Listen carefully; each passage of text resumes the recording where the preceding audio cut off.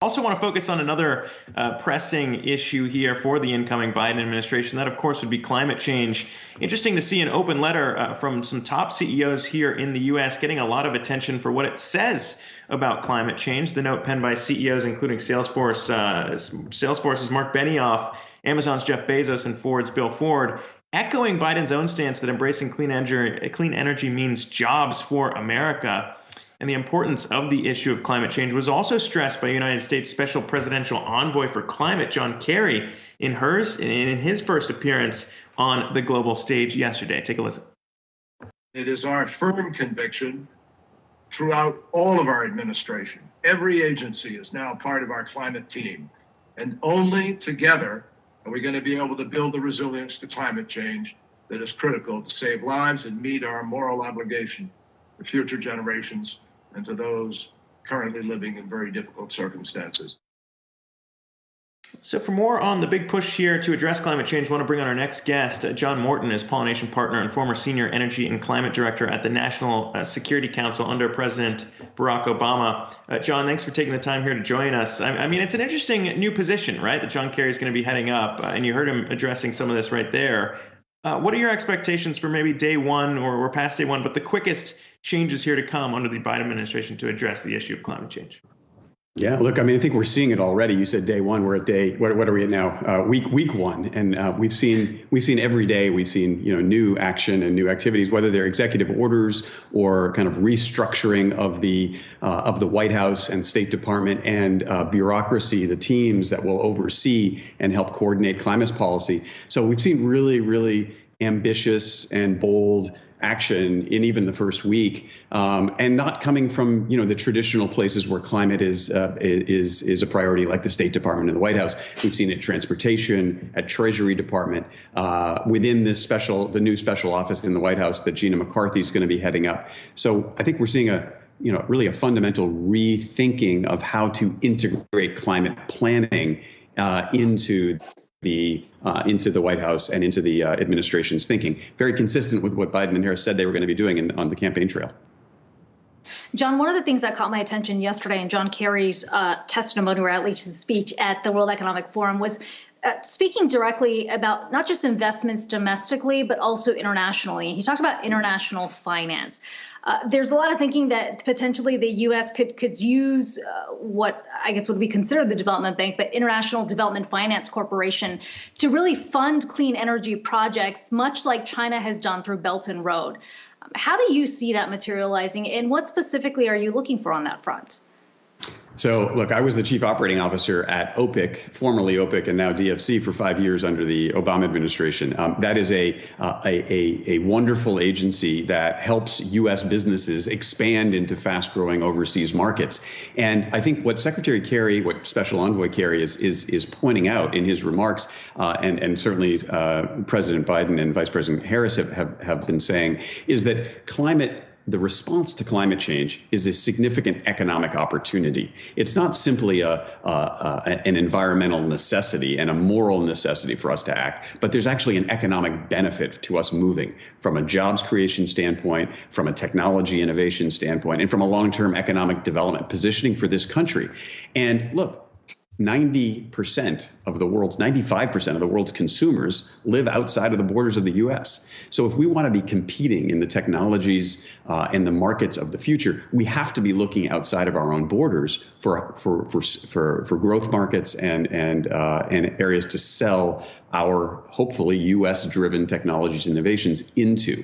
And the Development Finance Corporation, formerly OPIC, is a phenomenally effective agency at financing and helping grow U.S. businesses in overseas markets. So I expect to see a lot more activity from them in these fast-growing, low carbon economies going forward.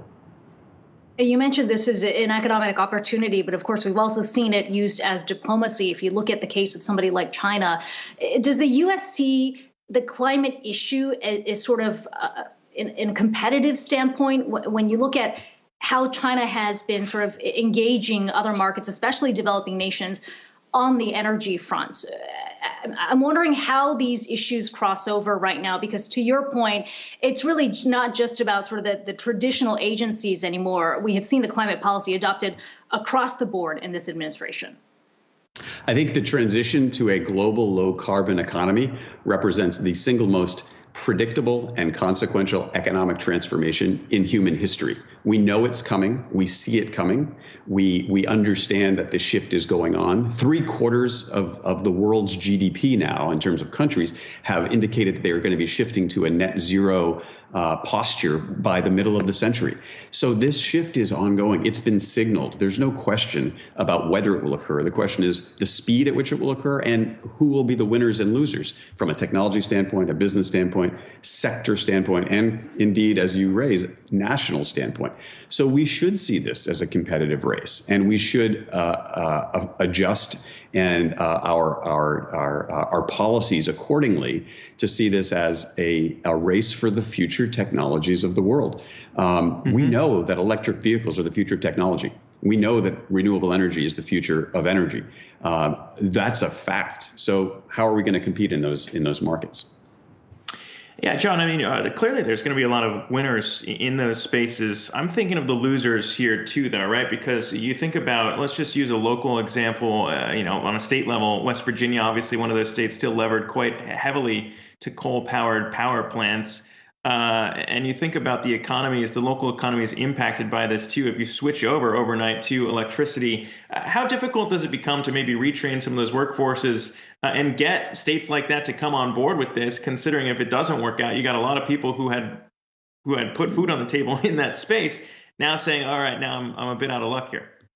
Look, it's an extremely difficult, issue, and it's obviously affected, U.S. domestic politics for many decades and continues to. If you look at the, state from which former Majority Leader McConnell hails from and his position on coal in particular, that gives you a good indication of the stickiness of the issue. Here's the situation. This transition is going to occur. The question is not whether, but how quickly and who will win. And right now in the U.S., the two fastest growing job segments, according to the Bureau of Labor Statistics, are solar voltaic installers and wind turbine technicians. So the question isn't whether we need to transition. The question is, how do we take care of affected communities? That's the issue that you're raising. And stay tuned for an executive order, I believe tomorrow or it could be Thursday from the new administration, about how President Biden is going to be dealing with those issues. He's going to be putting together a task force, essentially, to come up with very specific suggestions on how to address affected communities, in particular in the coal community. And I believe they've been focused on this. Stay tuned for that announcement in the next 48 hours. Yeah, reports already suggesting that President Biden is going to move forward on a plan to ban new oil and gas leases on federal land. I want to get back to what Zach mentioned in the intro to you, which is how the corporate CEOs have really been lobbying the administration about wanting to be a part of the conversation. It feels like they see the regulation that is about to come down on the issue of disclosures, climate risk for these companies. How do you think that regulation should look like? I think look, information is the sunlight that disinfects markets, right? Right now, we're not dealing. We always assume we're dealing in kind of full information markets, and there's perfect information markets. There isn't.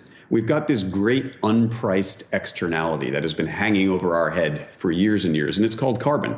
And we, as consumers of financial products, as investors, need to have greater clarity on the extent to which our investments are unpriced, and there's carbon risk in those portfolios. I would expect, as we've seen from Secretary Yellen, as we've seen from the Fed, and we've certainly seen from Biden and Harris themselves, that the issue of climate risk disclosure within financial institutions is going to move from what is now a relatively voluntary, haphazard set of coalitions to a more mandatory requirement in the years ahead. And that, from my perspective as a consumer, is really good, because we need to have better insights on the extent to which our financial holdings as retirees, et cetera, are invested in sectors that have a high degree of climate risk. Carbon is this huge unpriced item currently in financial markets, and that can't hold much longer. Europe's already moving in the direction of requiring disclosure, and I think the U.S. will soon too. Yeah, and we've heard from a lot of these executives who say that investors are increasingly seeking that transparency as well. John Morton, it's great to have you on today. He's Pollination partner and former senior energy and climate director at the NSC under President Obama.